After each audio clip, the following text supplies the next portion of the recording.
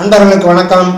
புலிப்பாணி சித்தருடைய புலிப்பாணி ஜோதிடம் 300 இந்த நூலில் இருந்து நாம் இன்னைக்கு 283வது பதிவை பார்க்குறோம். பாடல் எண் 282.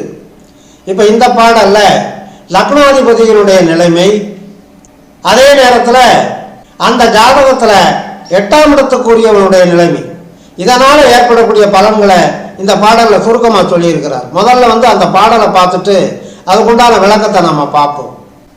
ஒன்னவன் சுபனுமே ஆகி மாதே ஓரட்டோன் கேந்திர கோணங்கள் ஏற சொன்னேனே இவனுக்கு யோகம் சுகம் போகமும் ரோகமும் சுமந்து சொல் தோழி அப்படின்னு சொல்லி இருக்கிறாங்க இந்த பாட்டுல. ஒன்னவன் சுபனுமே ஆகி, அதாவது லக்னாதிபதி சுபன் அப்படின்னு சொல்ல சுப கிரகமா இருக்கிறது.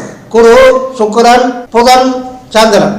ஆக இந்த 4 கிரகங்கள், இந்த 4 கிரகங்களுக்குரிய வீடுகள் அந்த ஜாதகனுக்கு லக்னமாக அமைஞ்சு அந்த லக்னத்துக்கு 8ஆம் இடத்து அதிபதியாக இருக்கக்கூடிய கிரகமானது அந்த ஜாதகத்துல லக்னத்துல இருந்து 1, 4, 7, 10 அல்லது 1, 5, 9 இந்த ஸ்தானங்கள்ல ஏதாவது ஒன்றில் அந்த 8ஆம் இடத்து அதிபதி நின்றால் என்ன பலன் அப்படிங்கிறதான் அடுத்த அடியில சொல்றாங்க.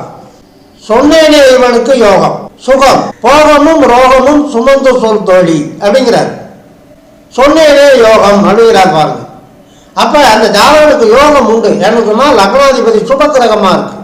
அதே நேரத்துல அந்த லக்னத்துக்கு 8ஆம் இடத்துக்குரிய கிரகம் அஷ்டமஸ்தானம், அந்த ஸ்தானத்துக்குரிய கிரகம் கேந்திரங்களில் ஏறி பலப்பட்டால் அல்லது திரிகோணஸ்தானங்களான 1, 5, 9 இந்த ஸ்தானங்கள்ல ஏறி பலப்பட்டால் அப்ப அந்த ஜாதகனுக்கு போகம் உண்டு, சுகம் உண்டு, அதே நேரத்துல ரோகமும் உண்டு. அப்படிங்கிறத சுமந்து சொல் தோழின்னு சொன்னா சுகமும் துக்கமும் அந்த ஜாதகனுக்கு கலந்து இருக்கும் அப்படிங்கிற.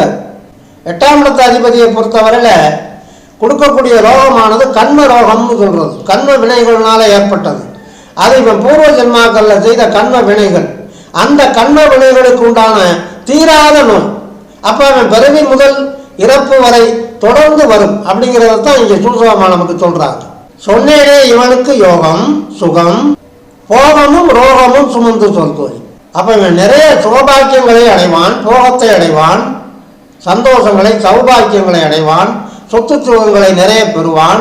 அதே நேரத்தில் இவனது பூர்வ ஜென்ம கர்மாவிலே ஏற்பட்ட பாவ வினைகள் காரணமாக வரக்கூடிய தொடர் நோய், தீரா நோய், அதுவும் இவனுடைய பிறப்பு முதல் இறப்பு வரை அது தொடர்ந்து வருமாகலால் இவனுக்கு சுகபோகங்கள் நிறைய இருந்தாலும் அந்த கர்ம வினை நோயும் தொடர்ந்து வரும் அப்படிங்கிறத இங்க புலிப்பாணி சித்தர் நமக்கு தெளிவாக விளக்கி இருக்கிறார் என்று சொல்லி இனி அடுத்த பாடலுக்கு உண்டான தெளிவான விளக்கம் காண தயாராகும். தொடர்ந்து வாருங்கள், ஆதரவு தாருங்கள் என்று கேட்டு இந்த அளவோடு நிறைவு செய்கிறேன். நன்றி, வணக்கம்.